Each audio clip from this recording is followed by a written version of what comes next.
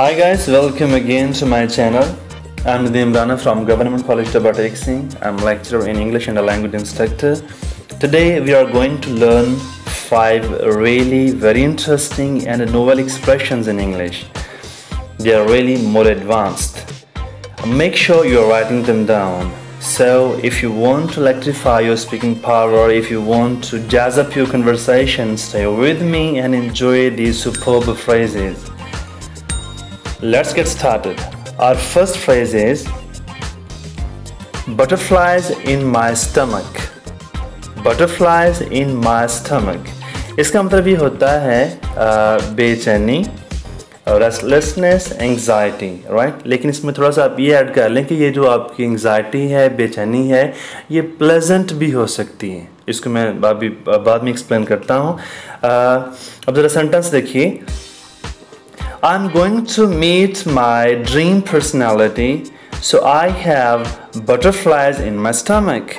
यानी आपका कोई ड्रीम पर्सनालिटी है, कोई आइडियल पर्सनालिटी है, you are going to have interaction with him, with her, so you feel nervous. It's quite natural. जब हम किसी अपने इस आइडियल से ऐसे मिलते हैं, कोई ड्रीम, कोई जगह को देखते हैं, कोई प्लेस हो, पर्सनालिटी हो, तो नर्वसनेस भी ऑटोमेटिकली ओरिजिनेट होती है, पैदा होती है। Got it? तो इसके लिए इसलिए मैंने वर्ड यूज़ किया। ये खुशगवार इस तरह भी होता है, ये बेचैनी, इस कॉन्टेक्स्ट पे हम इसको यूज़ करते हैं। वो डेब्यू परफॉर्मेंस थी, वो चाहे डांस हो, वो डेक्लेमेशन हो, वो डिबेट हो, वो स्पीच हो, वो आपको फर्स्ट मैच हो, को फाइनल मैच हो, तो उससे पहले भी definitely you have butterflies in your stomach. Got it? You feel restless, you feel nervous. It's quite natural. I think you understood the first phrase. Fine. Second phrase देखिए, ये भी बड़ी मतलब कॉमन यूज में है, बड़ी इंटरेस्टिंग है। Pull yourself together. Pull yourself together. इसका मतलब होता है to calm down. Got it? To get normal. और इसका हम self control भी कह सकते हैं. Got it? जरा देखिए, किसी को पुरस्कून करना हो, इसका सेंटेंस आप चेक करिए। He was unable to pull himself together after he lost his entire family in an accident. जब उसकी पूरी फैमिली किसी एक्सीडेंट में, किसी प्लेन क्रैश के अंदर एक्सपायर हो गई, राइट, तो उसके लिए नॉर्मल होना बहुत टफ हो गया, मुश्किल हो गया, राइट। अब ज़रा देखिए, अगर आपने किसी को कोई तसल्ली और तशफ़ी देनी है या आपको चारागरी कहीं कर रहे हैं, राइट, आप किसी को पुरस्कून कर रहे हैं, तो वहाँ पे भी हम ये फ्रेज यूज़ कर सकते हैं। You need not cry, just pull yourself together. Please don't cry, don't get upset, right. Try to pull yourself together. आप पुरस्कून होइए, अपने आप को संभालिए, राइट। तो you can use this phrase like that. समझ के बात नहीं? अब ज़रा चलिए, we can move on to our third phrase.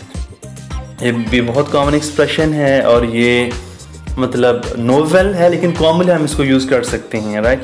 Phrase ज़रा सुनिए, of the charts. Of the charts, fine. इसका मतलब होता है तवक्को से ज़्यादा, fine. More than expected, more than expectation.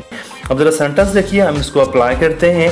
जैसे हम कहें कि the quality of education at Toba Tek Singh is off the charts. यहाँ पे हमने इसको पॉजिटिव यूज़ किया कि जो क्वालिटी ऑफ एजुकेशन है टोबाटेक्सिंग की है वो बहुत बेहतर है।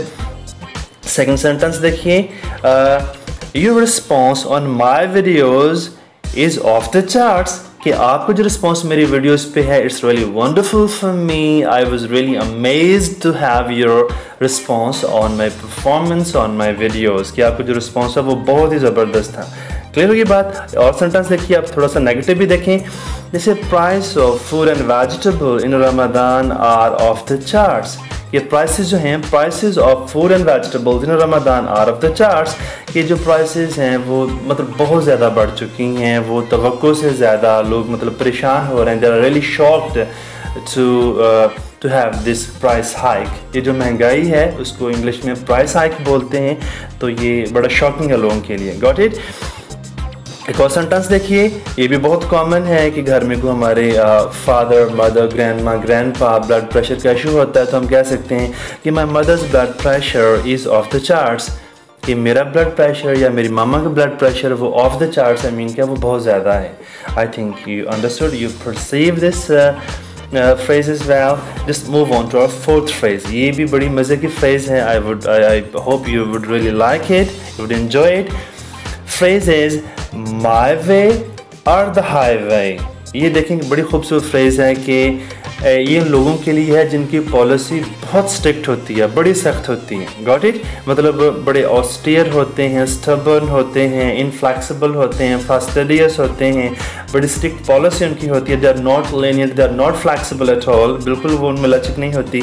या आप कहें कि जैसे हॉब्सन्स चॉइस, जो there is no alternative over there, fine, जिसका कोई नेमल बदल को आपको ना दिया जाए, को आपको और ऑप्शन ना दिया जाए। You are left with no option but to follow your principles, your you can say boss order, like that, right? इसके सेंटेंस से करिए, don't try to negotiate with my dad because he has my way or the highway approach. कि उनकी policy, उनकी approach ये है कि वो जब उन्होंने बात कह दी, right, no one can convince him, right, उनको बात को कायल नहीं कर सकते।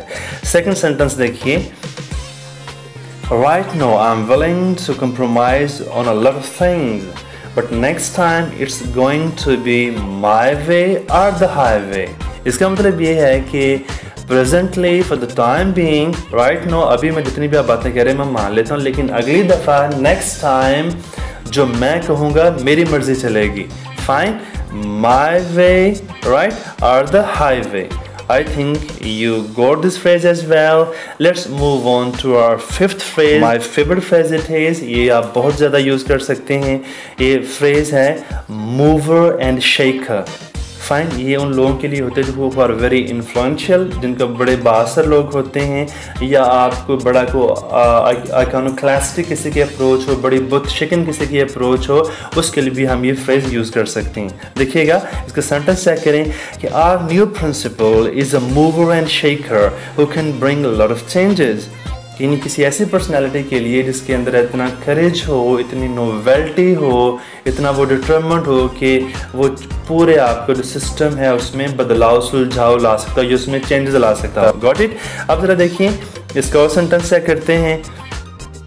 अब ये मूव एंड शेकर जो फ्रेज़ है, ये हम जिस तरह को अथॉरिटेटिव लोग होते हैं, जैसे पॉलिटिशियंस हैं, या कोई भी बिजनेसमैन हो सकते हैं, कोई फेडरल्स हो सकते हैं, ऑटोक्रेट्स हो सकते हैं, यानी कोई भी लाइक दैट, राइट, जो अथॉरिटेटिव लोग हैं, उनके लिए सेंटेंस सुनिए, most of the movers and shakers of the city will not be affected by the on going crisis. ये जो क्राइसिस चल रहा है वो इससे बिल्कुल इफेक्ट नहीं होंगे, बिकॉज दे आर, उनका मतलब इकोनॉमी इतनी स्ट्रॉन्ग है, वो फाइनेंशियली इतने स्टेबल हैं, दे वुडंट बी इन्फ्लुएंस्ड और affected by this crisis, by this trouble which is going on. Fine.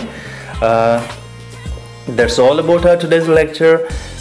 Thanking you for your precious time, for these precious expressions. I'll be back with new videos. Till then, have your time. सीखने सिखाने की जो मश्क है उसको जारी रखिए, यही ज़िंदगी है।